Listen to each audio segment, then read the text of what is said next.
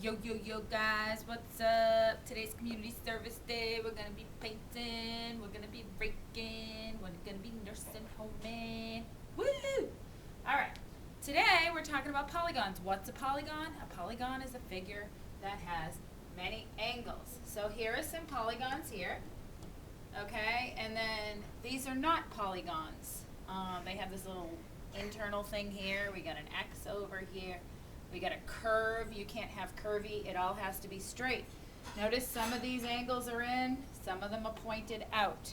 So I want you to know the difference between convex and concave. And by the way, we're on page 80. Okay, convex, over here. Convex means everything kind of bumps out. This is convex. This is convex, whereas concave, things can dent in. See how that dents in and that dents in. What is a convex polygon? Polygons all have to have straight sides.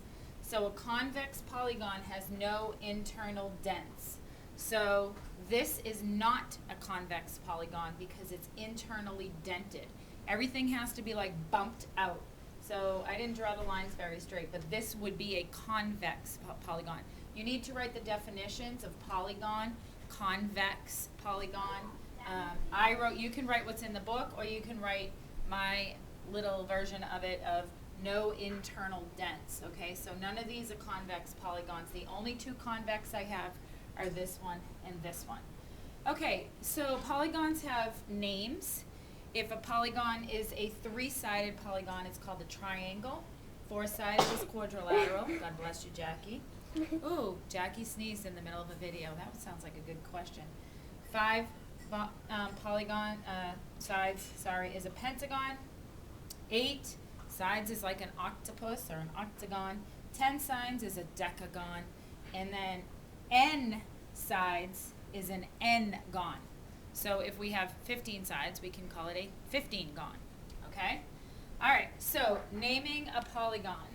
I feel like we just, sorry. Okay, when you name a polygon, you have to take the letters in order. So this would be polygon, M, N, O, P, Q. You could also call it polygon P, Q, M, N, O. Or there's several names that you could call it. Q, P, O, N, M. As long as you're saying the letters in order, we're good. You can't say this is polygon M, O, Q, N, P because we didn't go in order. So if you have a triangle like this, you want to call it triangle ABC, CBA, or CAB. You cannot, well, in a triangle, I guess it wouldn't matter, but let's say it was a square. Let's say it's a square ABCD. You wouldn't want to call that ACDB, okay? It's ABCD or CDAB. Get it? Good. All right. What's a diagonal? A diagonal is a segment joining two non-consecutive vertices. These little things here are called vertices. I drew a polygon here. I'm going to draw a diagonal. I can go from this point to this point. Boom. Got it. How about here? Boom. I could go over here. I could go down there. Those are all diagonals, okay? I could go over here. Look, I just drew a star. Okay, that's what a diagonal is. It connects two vertices. Now, over here, we've got Theorem 214, and I'm going to explain what Theorem 214 is. Anytime you have a convex polygon, you can draw lines to make two triangles. When you make your triangles, you can always figure out how many degrees each of these angles is going to add up to. So if I took this angle, this angle, this angle, this angle, and I added them up, if I actually took a protractor and I measured all those angles, I know what they're going to add up to, even though I don't even have my protractor up here. And the reason why is because when you can draw a line to form two triangles, you just multiply two triangles times 180 degrees.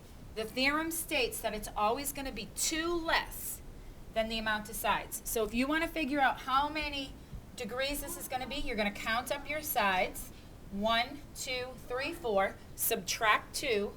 4 minus 2 is 2. Multiply by 180, and you're going to get the interior angles. Okay? So 4 sides, 2 angles. The angle sum is n. In our case, it's 4. N stands for the number of sides. Minus 2 times 180. 2 times 180 is 360. Okay, here. 1, 2, 3, 4, 5. I'm going to take the number 5. I'm going to subtract 2. That leaves me with 3 triangles. 3 times 180 is 540. Okay, we're going over here. All right, the last thing is about theorem 214. Exterior angles add up to 360. That's what the theorem says. So if you have a polygon, if you have 50 sides, 10 sides, 5 sides, whatever, if you took the measure of each one of these angles with the polygon, they're always going to add up to 360, okay? So I drew 2 polygons. I showed you the exterior angles. The exterior angles add up to 360. You need to write theorem 213 in your notebook. You need to write theorem 214 in your notebook. You need to write the definition of a diagonal. This is all on page 80 and 81. I would like you to write 3 sides, 4 sides, 5 sides, and all their names, triangle, quadrilateral, pentagon. I want you to write that all in your notebook. Okay, I'm going to give you an example. The book gave you a different example, but I said if a polygon has, and I just pulled a number, 10 sides, what are the interior angles add up to? How much? So how do we do that?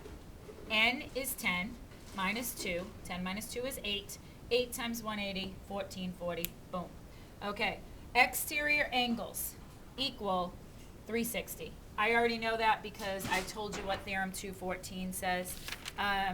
In the book, they did a little example on theorem 214, and you can look at that to see why they add up to 360.